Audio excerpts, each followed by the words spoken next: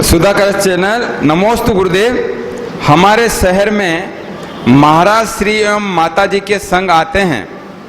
हमारे शहर में महाराज श्री एवं माता जी के संग आते हैं तो उनके आहारचर्या कमेटी के खर्च से चौका लगाया जाता है।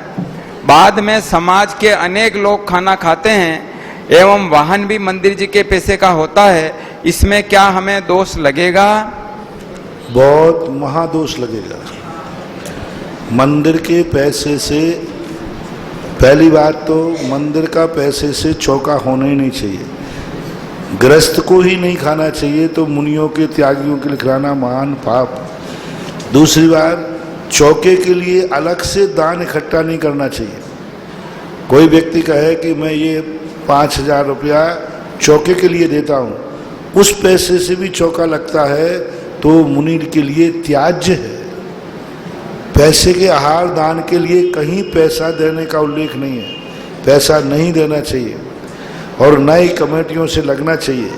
यदि लगना है तो कोई सेठ अपनी तरफ से लगाए कि भाई चौका मेरी तरफ से लगाना, मैं उपस्थित नहीं हो पाऊँ तो अपने ही आचार विचार वाला कोई दूसरे श्रावक को वहाँ नियुक्त करे, अपने ही आचार विचार वाला समझ गया मैं। नियुक्त करे तो फिर वो कार्य का उसको पुण्य लगेगा। मंदिरों के तो बिल्कुल ही नहीं होना चाहिए। और मंदिरों की गाड़ियों के लिए जो आवागमन होता है ये भी आजकल बहुत हो रहा है। महाराज जी को श्रीफल चढ़ाना है, चलो सब लोग मंदिर में डाल देंगे खर्चा। बहुत गलत। श्रीफल मंदिर के चढ़ाते आप लोग, भगवान के लिए मंदिर के श्रीफल दे करके भगवान का माल भगवान के खाते।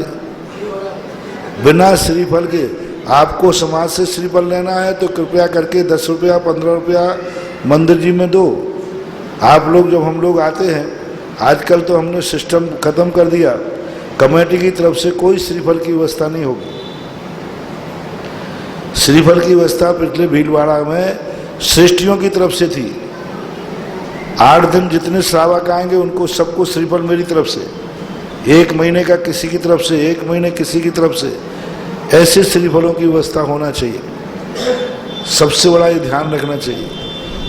मान लीजिए महाराज आए हैं तो आप लोग कहने कि भाई आज जितने सुख बाहर के आएंगे उनकी तरफ से, किसकी तरफ से श्रीफल हो, मंदिर के खर्चे में डाल देते हो।